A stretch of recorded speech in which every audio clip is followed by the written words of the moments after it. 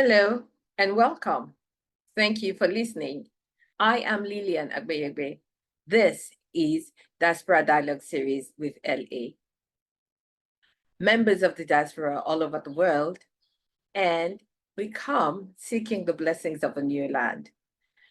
But the blessings of the new land doesn't mean that the homeland doesn't have its benefits. So we talk about the beauty of the homeland, and we talk about the benefits of global integration. In past episodes, some of our guests have shared their thoughts on how those of us in the diaspora can interact and should interact with our fellow citizens in the homeland. On this special edition, we are looking at some of the thoughts that have been shared about should this be a collaborative partnership? Is there room for us to work together? How indeed can we work together for the benefit of our homeland and tapping on the blessings of being in the diaspora? Listen to this special episode. And speaking about those abroad and those in Nigeria, sometimes there's this conflict, and I don't know whether it's real or whether people are faking it. But sometimes people in Nigeria are like, if you really care about Nigeria, come back here and sit down. You can't live abroad and say you're contributing to the discussions on Nigeria. What's your take on that sort of narrative? Not really. I mean, I have lived, so in the last 15 years, I've lived about 5 years on and off in Nigeria. But even prior to the first engagement with UBA, I did stuff with Lagos State. While I was here during when they were going to set up the home ownership mortgage scheme, I acted as the loan origination, the software management. I served as a consultant. So you can actually, you don't have to be physically on ground to make an impact. I mean, lots of Nigerians, especially the guys in the medical field, I know doctors every year, they go to the west, the east, the north, they pay the bills, they take the equipment and everything. They do surgery pro bono, so I mean, you don't have to be there physically. It's all about the will and having the grace and the interest, so you can make a positive impact, whilst you're still in diaspora. You don't have to, you don't have to, take your bags and say, if you want to go into politics, it's a different ball game. It requires you to be on ground. If you want political appointments, it's who they see, they relate with. So, but if you just want to, impact your area of specialty or, then you can do it from here. Absolutely. I think it's important for us to continue to have these conversations. We're not competing with ourselves. If we have skills, knowledge, and competences that can benefit our home country and our colleagues, that we should be able to share them. It's not a case of one person is better than the other. It's just we're working for collective good of the country. Yeah, I agree with you. And I think that's why I identify with I think Nigeria, there's an agency that Abike Dabiri heads. It's something Nigeria, to do with diaspora. Yeah, I think it might seem like a small agency, but if it is fully, the potential is it's so. What it can do, it's enormous, and what it can do, it's so enormous. So I identify with that agency, and I hope that it will be able to reach its potential sooner than later, because Nigerians are everywhere, as you know. Diaspora is huge. Asia, Latin America. When we rolled out, the Diaspora Dialogue series, somebody said to me, Elia, what are you doing? And I said, we're trying to change the narrative that we're all the same. And then they said to me, well, you should also get the Nigerians abroad to talk about the fact that not everybody in Nigeria is suffering or doing things wrong, you people abroad are very quick to cast aspersions or whatever, highlight bad things that happen in Nigeria and things like that. Is that a genuine divide do you see between Nigerians here and at home? If so, do you have any thoughts on what's causing it and what we can do about it? Very good question. So the way that I would approach this, and if I was responding to that person, it would be that we need to separate the government of Nigeria from the average Nigerian citizen. Okay. And in doing so, what I just spoke about in your previous question becomes very glaring, right? What is hurting the Nigeria reputation? Some people believe that their reputation is being hurt because of Nigerians who live abroad and committing crimes. But then I always beg to differ.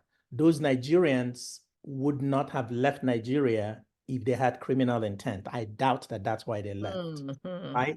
So the system must have allowed them to pass through for them to be out there. So the answer that I have for that person, and I do happen to interact with a lot of Nigerians, the Nigerians in the corporate world, yes, they're doing fine.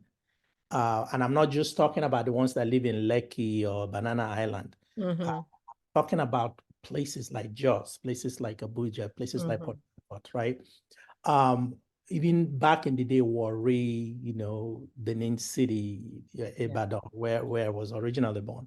So you can see that even when you leave those areas and start moving further up north, like Kano, Sokoto, Kaduna, there are very strong, what I consider to be intelligentsia of educated elites. Those people are not Nigeria's problem. Nigeria's problem is one of leadership. Leadership at the federal level, leadership at the state level, leadership at the local government level. So corruption is the least of Nigeria's problem. Now, you may want to make that a completely separate program so we can talk about it. But sometimes people tend to dive into corruption and want to say, oh, that's a no. Anybody that talks to me and says corruption, I look at you as intellectually lazy, because corruption has nothing to do with Nigeria's problem.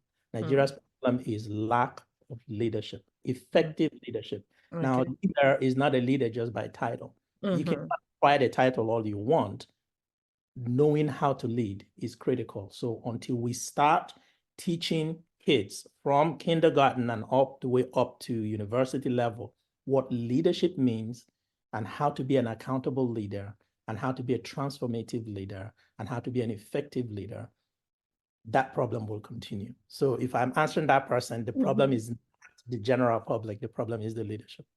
So there's no need for us, if I'm understanding you correctly, there's no need for us to be pitched against each other. We're not, Nigerians abroad and Nigerians at home. We're not our enemies or anything like that. Our concern should be one of the leadership of the country and making sure that we have effective leadership. Very true. Let me show you a sign. This is what needs to happen between the two sides. Because of lack of leadership, this is what we have. And so for those who are listening, just listening on the podcast, he's putting his hands together to say unity is what we need to have. And he's putting his hands apart to say what we have is disunity. We're not connected. Yep, and you need a leader that can bring the glue. The leadership is the glue that brings both sides together. And until both sides come together, I'm afraid Nigeria's development will remain stunted. Wow, wow. How do we, I know you've sort of made you belong to the Nigerians in Diaspora organization. Is that an attempt? How do you try to make sure that we're getting leadership to understand what's going on? And that will bring me to another question. Actually, I've heard some people say, you guys live abroad, you have no business with what's going on in Nigeria. If you really care, you should come back home. What's your take on that? Well, let me answer the first part of the question first, and then I'll come back to that second one. Both very, very important question, and actually even genuine or more germane to the Diaspora Dialogue series itself, because that's what I think most people would want to get out of series like this. The first part is dealing with how do you do it? It's not just Nigerians in diaspora. There's so many Nigerian organizations. So I don't think the issue is a lack of the organizations. In fact, I just woke up this morning and found out that a new Yoruba organization was created. I'm like, seriously, we already have so many Yoruba organizations. Why are you guys creating a new one? So there is always a Nigerian group, both at home and here and abroad. What I think is lacking, and this goes back to that leadership thing that I was talking about, is that we do not have true partners on the Nigeria side. I cannot tell you how many times I have gone to Nigeria with the intent of setting up a business. And of course, when we go, we don't go with 3 months or 6 months vacation. We go with 2 weeks, maybe, if you're lucky, 4 weeks, right? Yeah. So when you reach there and they're frustrating your effort, and you're like, guys, why do I have to kill myself? I am actually trying to bring businesses to you. I'm trying to hire your brothers and your sisters. Why don't I just go across the border to Cameroon? Why don't I go across to Benin or to Ghana, where the process is a lot more simpler? So to register a business in Nigeria takes more than 90 days. Now, somebody told me they've streamlined it. I said, okay, until I see it for myself, I don't know. That same business, and this is true story I'm telling you, that same business took 4 days to register in Ghana. Oh, wow. Same business, same profile, same CEO and everything, right?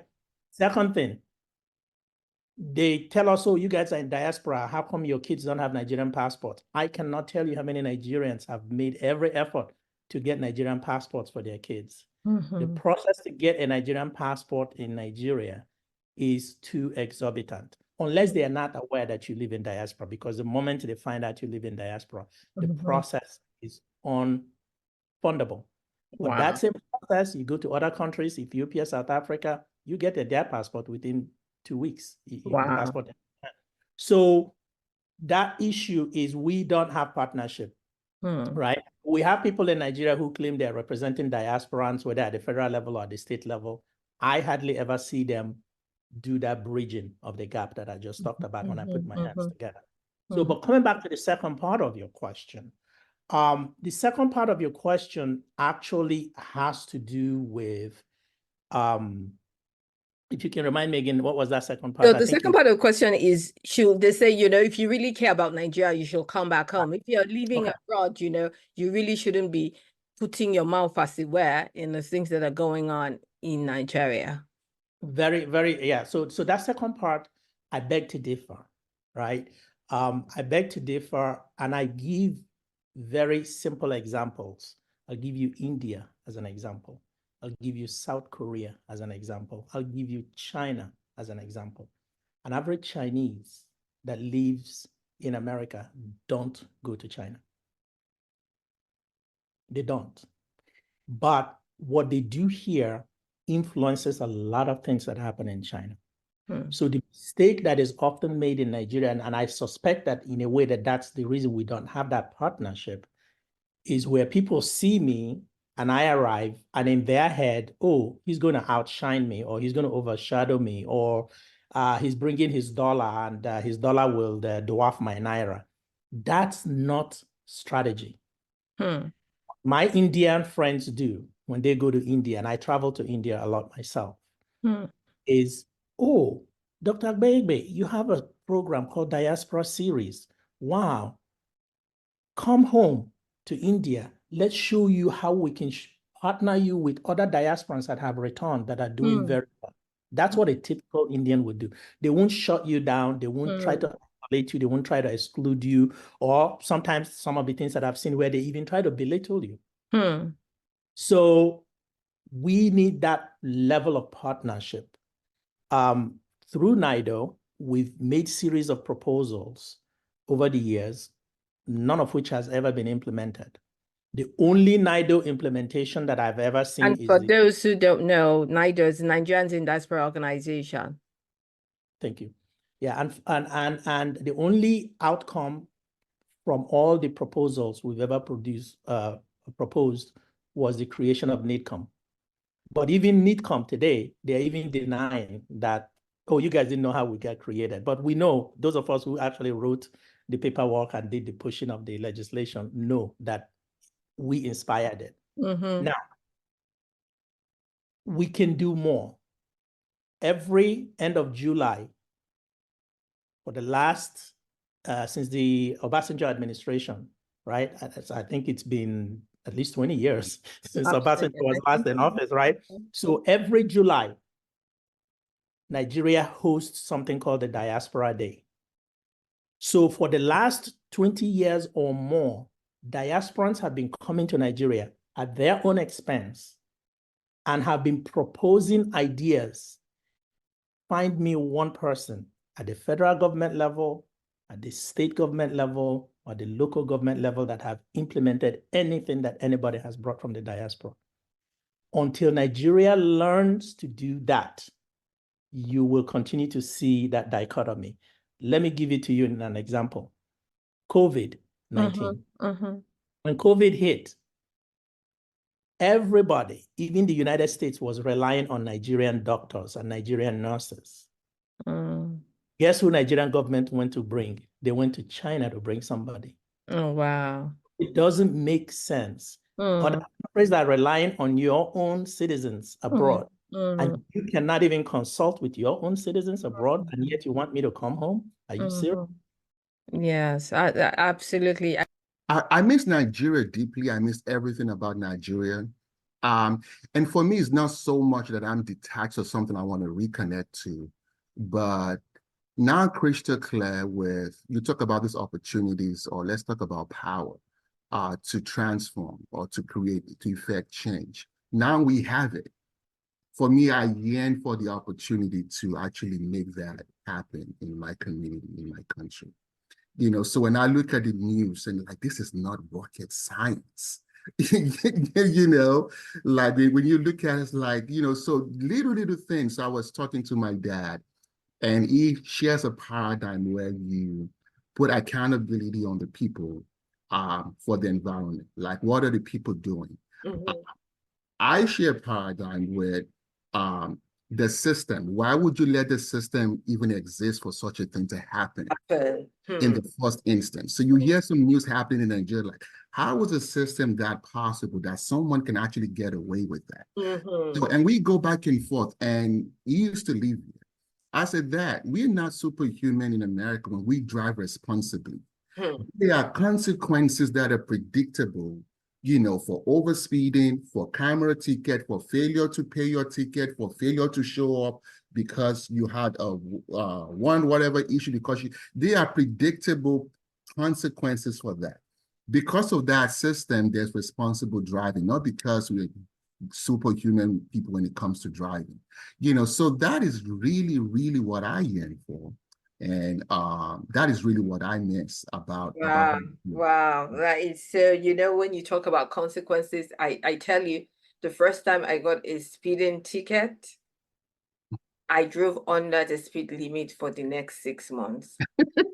I'm telling you, I just heard this siren go up behind me. I was like, you could not get me to drive at the speed limit. I drove under the speed limit for the next 6 months. I was shaking in my shoes. And this is one of the things I always say, that when there's no consequences for poor behavior, there's no motivation to modify behavior. You know, and it's not rocket science, like you said. What is the, you know, there's this thing, I'm a public health practitioner in my other life, you know, and there's this phrase in public health, what we call reciprocal determinism, that the people influence the environment and the environment influences the people.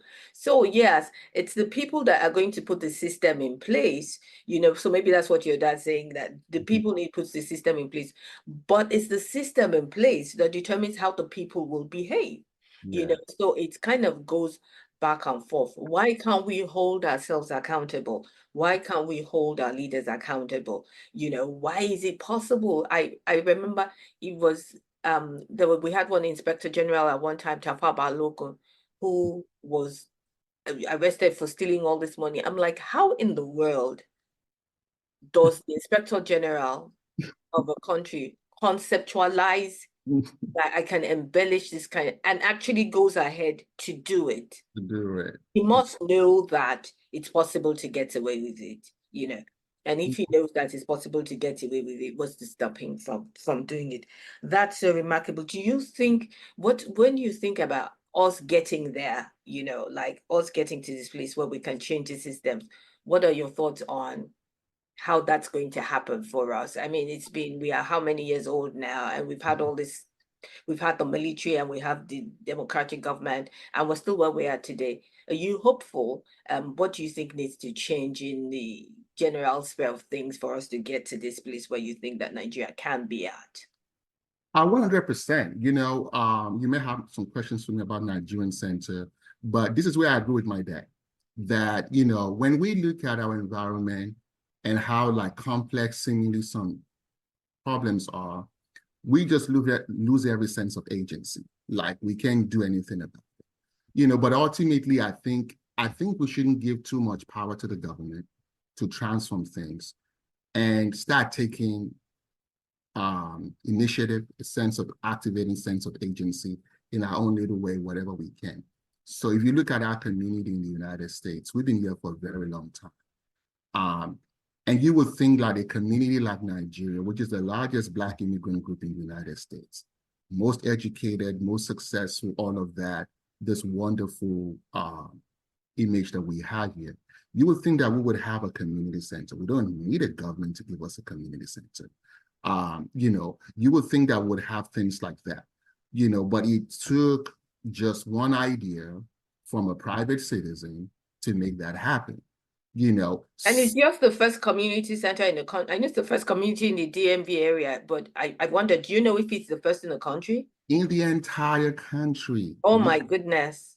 In the entire country. So look at what happened over the weekend. So we had Passport DC, which is like a diplomatic festival that embassies represent the government.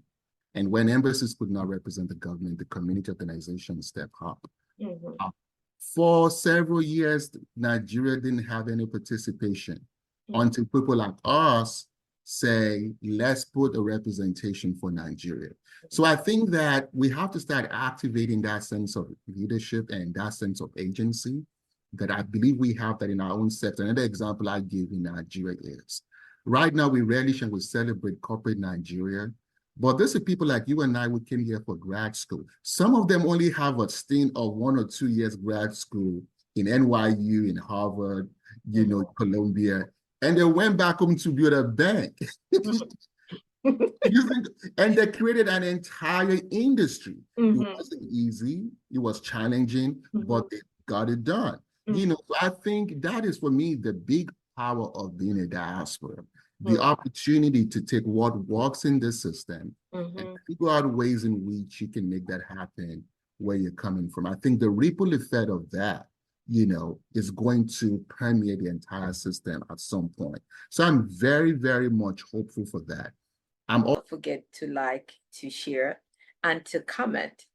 Let us know what resonates with you. What are you doing as a member of the diaspora? What are you doing as a member of the homeland? And how can we work together? This is Lillian Agwegbe. Thank you for listening to the Diaspora Dialogue series.